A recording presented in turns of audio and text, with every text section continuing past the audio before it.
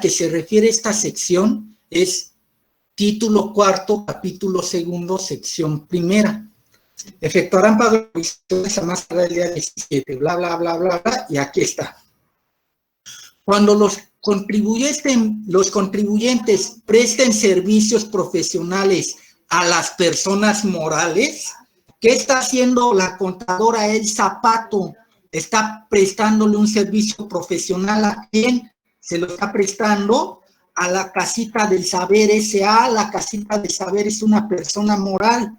Te dice este artículo, cuando tú física le prestes un servicio profesional a una persona moral, la persona moral te va a retener como pago provisional el importe o la tasa del 10% del monto pagado. ¿Sale? Aquí está. Cuando tu persona física le prestes un servicio profesional a una persona moral, la persona moral te va a hacer una retención del 10% sobre el monto de los pagos que se efectúen. Ojo, me dice pagos. ¿Qué quiere decir? Que las retenciones son al momento del pago, no son en pasivo. ¿Por qué insisto en eso? Porque muchos contadores chambones te hacen retenciones en pasivo. Y le dices, oye, pero las retenciones son al pago. Es que así siempre lo hacen y así lo hago yo.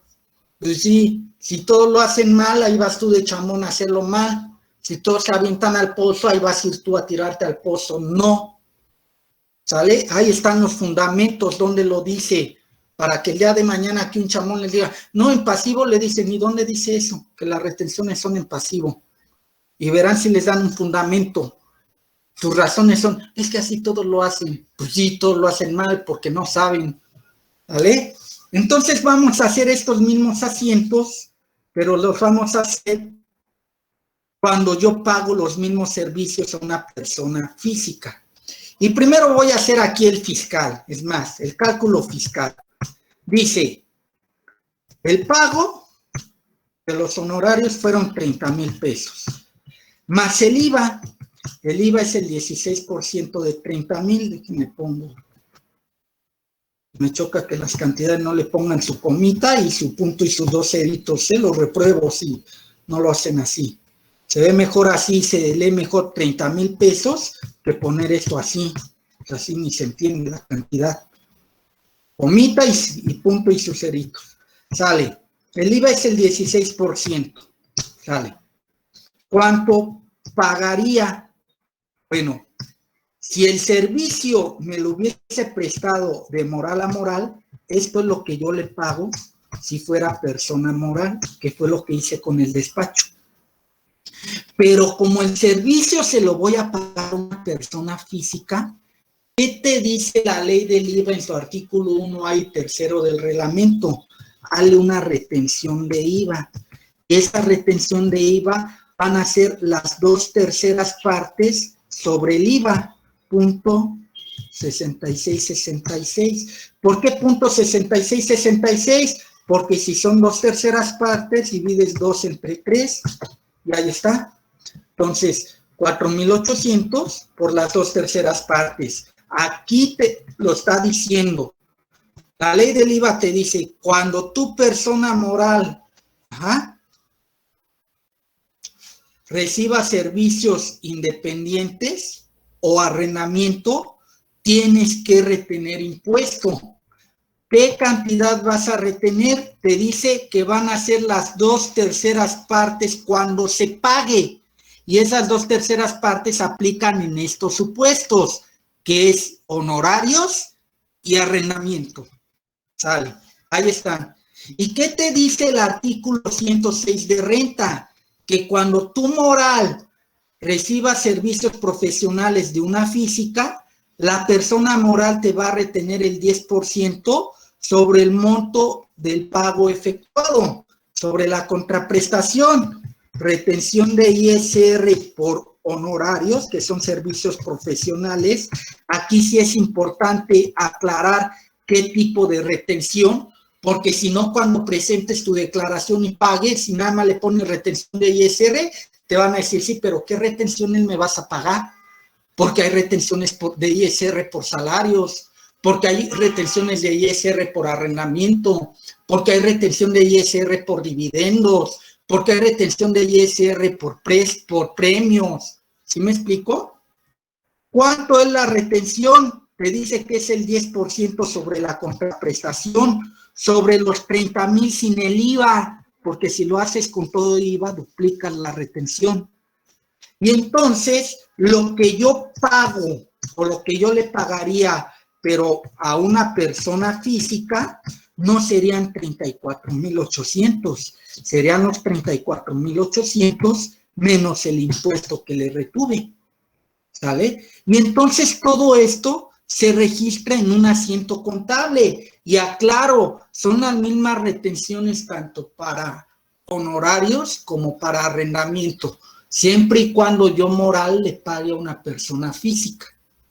¿Cómo queda el asiento? Pues primero creo el pasivo. Yo diría, bueno, lo voy a hacer aquí.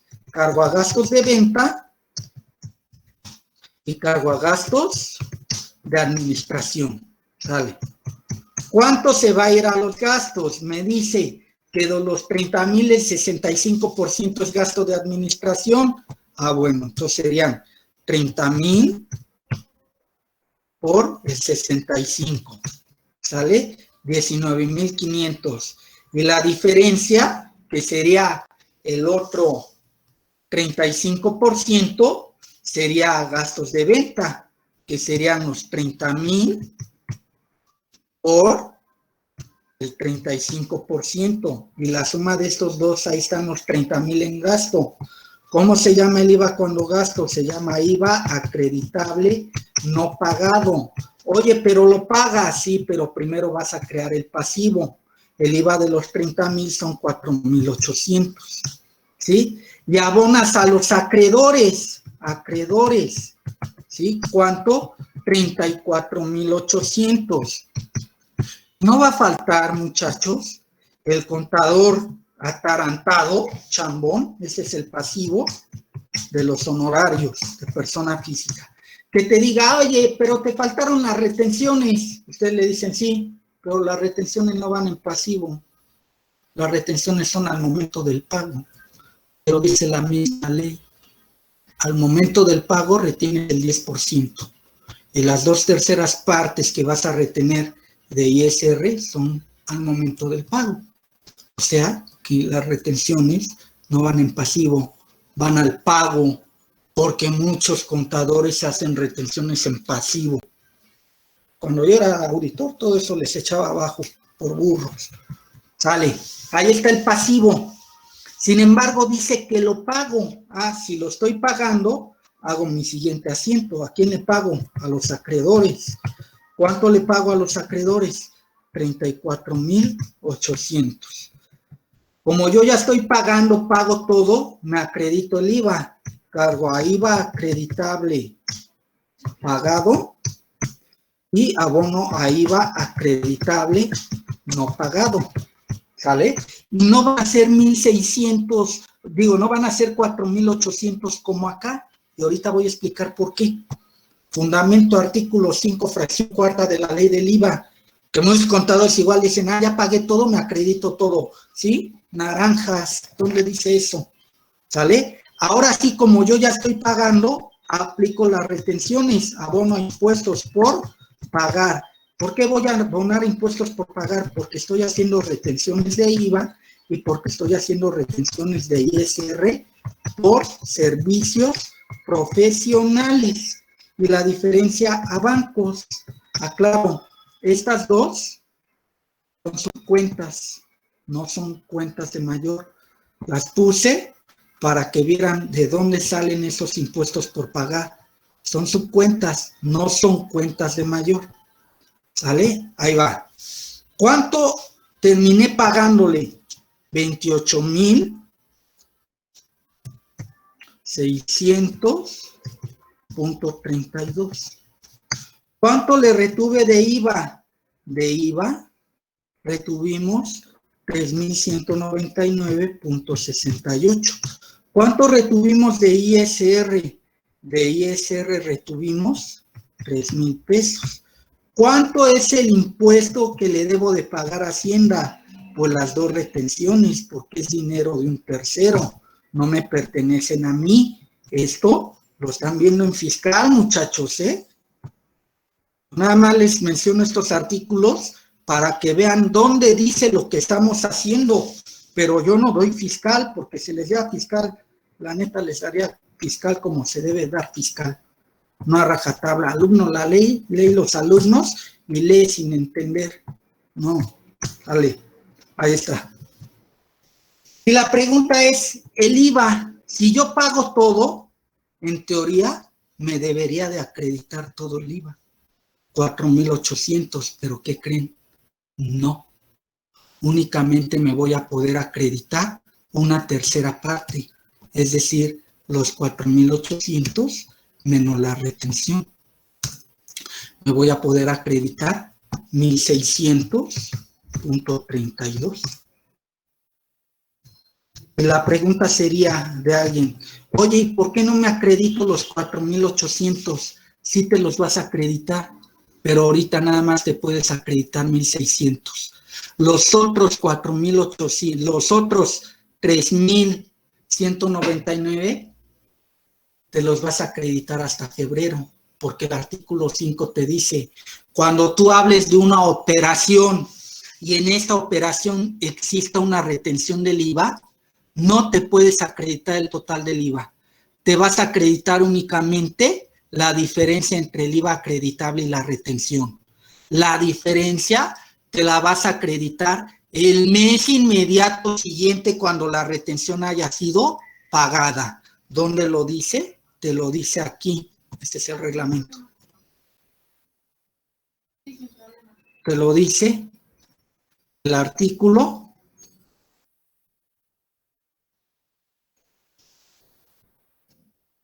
5, fracción cuarta de la ley del IVA. Artículo 5, fracción cuarta. Para que sea acreditable el impuesto al valor agregado, deberá reunir los siguientes requisitos. Artículo 5, fracción cuarta.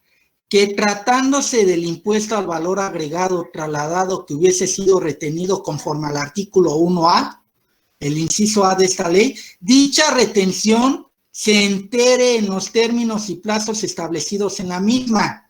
El impuesto retenido y enterado podrá ser acreditado en la declaración del pago mensual siguiente a la declaración en la que se haya efectuado el entero de la retención. ¿Qué quiere decir? Te dice, la diferencia, que son los 3,199, el impuesto retenido, te lo vas a acreditar el mes inmediato siguiente cuando la retención haya sido pagada. Si esta retención la hice en el mes de diciembre, ¿cuándo pago las retenciones que hice en diciembre? En enero. ¿Y cuándo me lo acredito? Hasta febrero. ¿Dónde está el fundamento? Artículo 5, fracción cuarta. ¿Sale? Y entonces, este es el pago de los honorarios a una persona física. ¿Ven cómo cambia? De una moral a una física, aplican retenciones. Ahí están los fundamentos, no es porque los soñamos, es porque la ley te lo dice. Cuando tu persona moral le pagues a una persona física honorarios o renta, le vas a retener IVA y le vas a retener ISR. Y cuando le pagues el total, no te puedes acreditar todo el IVA. Te vas a acreditar únicamente una tercera parte. Las otras 2 terceras partes te las vas a acreditar el mes inmediato siguiente cuando la retención haya sido pagada. ¿Alguna duda? No, profe. ¿Alguna duda? Excelente. Lo mismo aplica para arrendamiento. Mándeme. Mande ya él. Ya se me fue el internet. No puede ser. Tengo una duda. ¿Eso de la retención del IVA y del ISR se anota en el parcial o...? Bueno, aquí la anoté como parcial para que vean qué tipo de retención son, porque yo les pude haber puesto impuestos por pagar 6,199. Me van a decir, ¿de dónde salió? Ah, son retenciones de IVA y son retenciones de ISR. Pero ojo, en retenciones de ISR hay que aclarar qué tipo de retenciones ya él. Porque cuando yo pague los impuestos, le voy a hacer una simulación. Cuando yo le diga, a ver, ya él, págate, hoy es enero y en enero toca pagar los impuestos de diciembre del 2020. Págate estas retenciones. Y si yo no le especifico qué tipo de retenciones, sino nada más le digo retenciones de ISR, cuando usted se meta a la plataforma y empiece a declararle a Hacienda, usted me va a preguntar, oye Israel, sí, pero dime qué tipo de retenciones voy a pagar, porque hay retenciones por sueldos y salarios, porque hay retenciones por arrendamiento, porque hay retenciones por dividendos, porque hay retenciones por premios, porque hay retenciones por otro tipo de conceptos. Miren, voy a simular que vamos a pagar las retenciones. Ahí está. En enero son pagos mensuales que voy a pagar los impuestos de diciembre. ¿Hasta cuándo tengo para pagar? A más tardar el día 17 y por decreto recorren unos días más, de acuerdo al sexto dígito numérico de mi RFC. Si es 1 y 2, tengo un día hábil más. Si es 3 y 4, tengo 2 días hábiles más. ¿Vale? Entonces, me dice, a ver, voy a pagar retenciones de IVA. Ahí están. Y voy a pagar retenciones de ISR. Sí, pero ¿qué retenciones? Porque tengo retenciones de ISR por salarios, porque tengo retenciones de ISR por servicios profesionales, porque tengo retenciones de ISR por asimilados, por salarios, por arrendamiento, por intereses, por otras retenciones, retenciones que efectúa el extranjero, retenciones por premio.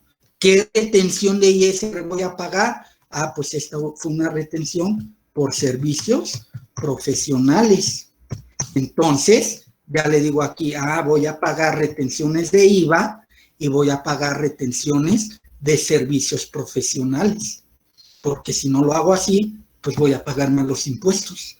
Desde mi contabilidad estoy registrando todo mal. ¿Sí me explicó Yael? De cualquier manera, Yael, el día de mañana, ya que les envié el caso práctico número 5 resuelto, porque vamos a hacer una balanza de comprobación, Yael, voy a hacer el caso práctico número 6 con subcuentas, ¿sí? Voy a explicar, la verdad es que las subcuentas es muy fácil de manejar. Ahí sí tienen hasta sentido lógico, porque si yo digo, le pago a la señorita el zapato 20,000 pesos con el banco Banamex, cuando yo abone a bancos, ¿a poco hay un banco que se llame el zapato? No, la subcuenta del banco es el banco con el que pago, Banamex. El acreedor no va a ser Banamex, es la señorita el zapato. El IVA, pues el IVA, la subcuenta es la tasa de IVA, 16%. No hay una que sea IVA subcuenta Banamex o IVA el zapato. ¿Sí me explicó ya él? Sí, profe. Bueno, excelente. Bueno, les voy a enseñar cómo se paga el impuesto, pero eso es fiscal. Vale. ¿Quién más? ¿Vale?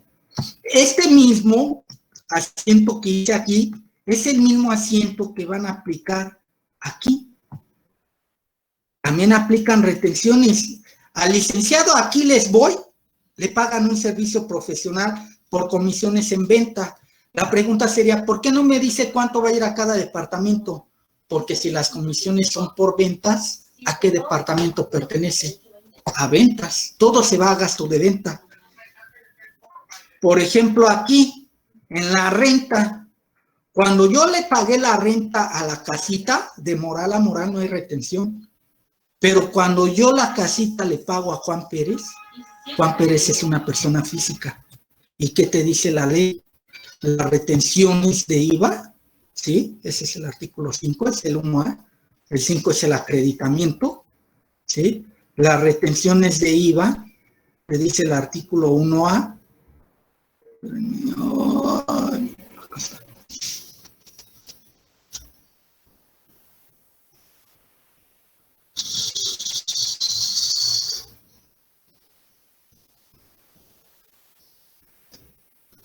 ¿sí? Van a aplicar cuando tu persona moral pague servicios profesionales o pagues arrendamiento.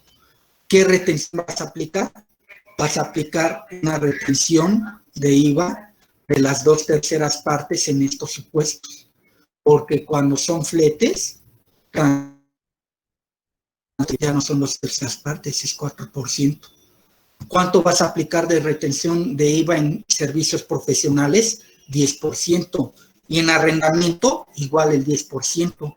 Pero en arrendamiento no te lo dice el artículo 106, te lo dice el artículo 116.